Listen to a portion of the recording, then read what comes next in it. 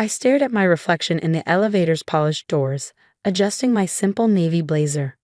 The annual Harrison family dinner awaited on the penthouse floor of the Grand Plaza Hotel, and with it, the inevitable judgment, subtle digs, and not-so-subtle comparisons to my more successful siblings. My name is Emma Harrison, though my family barely acknowledges it these days. To them, I'm just the disappointment, the one who threw away a promising career in investment banking to become a consultant. The elevator chimed, doors sliding open to reveal the opulent penthouse restaurant. Crystal chandeliers cast dancing light across marble floors, and floor-to-ceiling windows offered spectacular views of the city skyline. My brother Marcus's choice, of course. He always did have a flair for the dramatic. Emma, my mother's voice carried across the room, perfectly modulated to convey both acknowledgement and disappointment. We were beginning to wonder if he'd show up at all. I forced a smile, navigating between elegant tables toward my family. They sat at the best table in the restaurant naturally.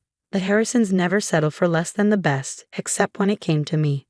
My father, Richard Harrison, barely looked up from his phone. My brother Marcus, the golden child CFO of Harrison Global Enterprises, sat with his perfect wife Catherine. My sister Olivia, the ruthless corporate lawyer, tapped away at her laptop while somehow maintaining perfect posture in her designer suit. "Sorry I'm late," I said, taking the only empty seat. Client meeting ran long. "Oh yes, your little consulting business," Olivia smirked, finally closing her laptop. "Still giving advice to startups that'll be bankrupt in 6 months." I took a sip of water, refusing to rise to the bait. If only they knew that my little consulting business involved restructuring multinational corporations and advising on billion-dollar mergers. But I had learned long ago that trying to explain myself to my family was pointless. Actually, my mother interjected with false brightness. "We were just discussing Marcus's latest achievement." "Tell her, darling." Marcus straightened his Italian silk tie, practically glowing with self-importance. "Harrison Global is about to acquire Wilson Technologies. $50 million deal, set to close tomorrow. Dad's letting me handle it personally." "Impressive," I murmured, though I already knew all about the deal, more than they could imagine.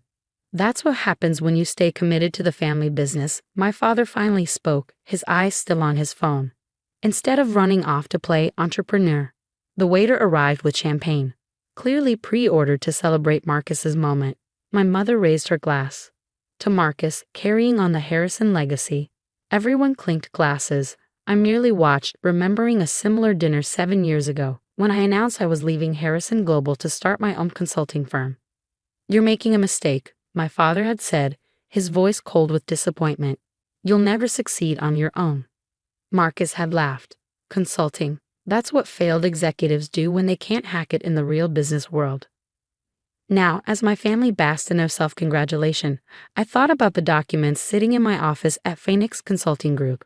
Documents that would make tomorrow very interesting indeed. "So Emma," Catherine's sugary voice cut through my thoughts, "still single? You know, my friend runs a lovely little bakery. Maybe you two could commiserate about small business challenges?" I bit back a laugh. My last client meeting had been with the CEO of Asia's largest tech conglomerate, but sure, let's talk about bakeries. "I'm focused on my work," I replied simply. "That's the problem," my mother sighed. "All work and no life. If you'd stayed at Harrison Global, you'd have real opportunities. Status. A chance at marriage." Speaking of Harrison Global, Marcus cut in, swirling his champagne. "We're restructuring the consulting division. Looking for someone to handle smaller clients." He gave you what he probably thought was a generous smile. "If you're tired of struggling on your own, I could put in a word." The irony was almost too perfect. I checked my watch. In exactly 18 hours, they would discover exactly how tired and struggling I really was. "I appreciate the offer," I said, carefully keeping my voice neutral, "but I'm quite happy where I am." Olivia snorted. "Happy? Living in that tiny apartment, working with failing startups. When was the last time you even closed a meaningful deal?" If she only knew about the 3 multinational mergers I'd orchestrated last month alone, or about the real reason Wilson Technologies had agreed to sell to Harrison Global. My father finally put down his phone, fixing me with his stern CEO stare. "Emma, this pride of yours has gone on long enough. It's time to admit you made a mistake and come back to the family business, before you waste any more of your life on this consulting fantasy." I thought about my office. The real one, not the small decoy office my family had once visited. The gleaming headquarters of Phoenix Consulting Group occupied the top 10 floors of the city's most prestigious business address. My personal office was larger than this entire restaurant, with views that made these look modest. But they didn't know that. They didn't know that Phoenix Consulting Group, hidden behind layers of shell companies and subsidiaries, had become the most powerful consulting firm in the business world. They didn't know that their precious Wilson Technologies acquisition had only happened because I wanted it to. Most importantly, they didn't know that tomorrow, when Marcus proudly walked into the closing meeting for his $50 million deal, he would find himself face to face with the truth about his failing sister. "You're right, Dad," I said quietly, standing up. "Maybe it is time for things to change." "Finally seeing sense," he replied, satisfied.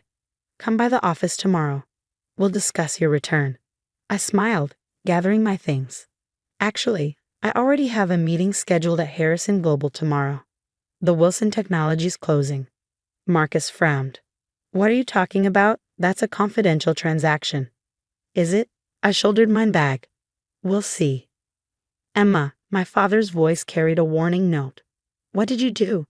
I was already walking away, but I turned back one last time. "You always taught us to dress for success, Dad. Tomorrow, I'll make sure to wear my best CEO outfit."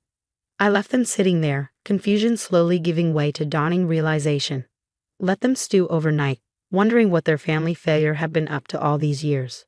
Tomorrow, when they discovered that Wilson Technologies wouldn't sign their contract without the approval of their exclusive consulting partner, Phoenix Consulting Group, they'd finally understand. When they learned that every major decision Wilson had made for the past 5 years had been guided by my firm, their world would shift.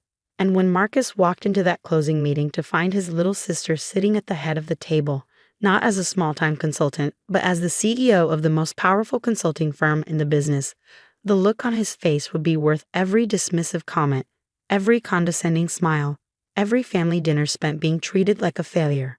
I stepped into my private car, nodding to James, my driver of 6 years. "Home, Ms. Harrison?" "No," I said, thinking of the morning to come. "Take me to the office. I have a family meeting to prepare for." The next morning, I arrived at Harrison Global Enterprises an hour before the scheduled closing meeting. My executive assistant, Michael, had already prepared the conference room according to my exact specifications. "The Wilson Technologies team arrived 10 minutes ago," he informed me, falling into step beside me. "They're waiting in your private conference room on the 50th floor." My private conference room. In my family's building. The irony wasn't lost on me. "And my family?" "Your brother Marcus is in his office on 48, practicing his acquisition speech. Your father's stuck in traffic. Olivia just arrived. She's reviewing the contracts in the main conference room." I nodded, smoothing down my tailored Armani suit. Not the cheap knockoff Catherine had once accused me of wearing, but the real thing. "Have security ready. I expect things might get emotional." The Wilson Technologies team rose as I entered the conference room. CEO Jack Wilson smiled warmly. "Emma, or should I say, Miss Phoenix?" Phoenix was the name I used in business circles, keeping my identity as Emma Harrison carefully separated from my role as CEO of Phoenix Consulting Group. Until today. "Jack," I greeted him with a firm handshake. "Everything ready on your end?" He patted the stack of documents before him. "Just as we discussed. Though I must say, I'm looking forward to seeing your family's reaction, especially after what I observed at dinner last night." I raised an eyebrow. "You were there." 2 tables over. "Your brother Marcus never even noticed me. Too busy boasting about his big acquisition, I suppose." Jack shook his head. "I couldn't believe how they treated you, knowing I was about to sell my company based entirely on your recommendation." "They don't know," I reminded him. "Not yet." At precisely 9:45 a.m., my phone buzzed. Michael's message read, "Your father and brother are heading to the main conference room. Olivia's already there." I turned to Jack. "Shall we go surprise my family?" The main conference room of Harrison Global was designed to impress with its 20-foot ceiling, mahogany table, and panoramic city views. My family sat at one end, looking like a corporate power portrait. Marcus at the center, father on his right, Olivia on his left, all radiating confidence and authority. Their expressions when I walked in were priceless. Marcus recovered first. Emma, what are you doing here? This is a private meeting. Is it? I set my briefcase on the table. Jack, would you like to explain? Jack Wilson stepped forward, enjoying his role in the unfolding drama. As I informed your board last week, Wilson Technologies will only proceed with this acquisition if our exclusive consulting partner approves the terms. My father's face darkened. What consultant? We weren't informed. Phoenix Consulting Group, Jack interrupted smoothly. Specifically, their CEO, who has guided our company's strategy for the past 5 years. Olivia's legal training kicked in. She shuffled through her papers, pulling out a document. That's impossible. We have no record of any consulting agreement between Wilson Technologies and this Phoenix Group. Actually, I spoke up. You'll find it on page 394 of the due diligence report. Though you probably missed it, since Phoenix operates through several subsidiaries. Marcus slammed his hand on the table. Enough. Emma, if you're trying to sabotage this deal because of some petty jealousy. Petty? I cut him off, my voice sharp. Like treating your sister like a failure for 7 years? Like mocking her career choices at every family dinner? I opened my briefcase and withdrew a business card. Not the basic one I use for family visits, but my real one. The one that read Emma Phoenix Harrison, CEO, Phoenix Consulting Group. The silence that followed was deafening. My father snatched the card, his face going from red to white as he read it. This is, you're the CEO of the most powerful consulting firm in the business world? I finished for him. The one who advised Jack to consider selling to Harrison Global in the first place? Yes. Marcus looked like he'd been slapped. But, your small consulting business, that tiny office. A front, I explained calmly, to keep my real work private. Phoenix Consulting Group operates globally with offices in 12 countries. We've guided some of the largest mergers and acquisitions of the past 5 years. Including this one, Jack added helpfully. Olivia was frantically searching on her phone, her eyes widening as she found Phoenix Consulting Group's details. $50 billion in managed transactions last year, ranked top consulting firm globally. This can't be. Why? I asked her. Because your failure sister couldn't possibly build something so successful. Emma, my father's voice had lost its usual authority. Why didn't you tell us? Would you have believed me? I looked at each of them in turn. When have you ever believed in anything I've done? I walked to the head of the table, my rightful place for this meeting. Now, shall we discuss the Wilson Technologies acquisition? The one Marcus is so proud of handling personally? Marcus slumped in his chair. You orchestrated this whole thing. I did. And now this $50 million deal needs my signature to close. I sat down, enjoying the shift in power. Unless you prefer to explain to the board why you lost the biggest acquisition of the year. The next hour was a study in humility. My family, who had dismissed me for so long, had to sit silently while I reviewed the terms of the deal, suggesting changes that would benefit both companies. Jack occasionally smiled, clearly enjoying watching the mighty Harrisons defer to their failure daughter.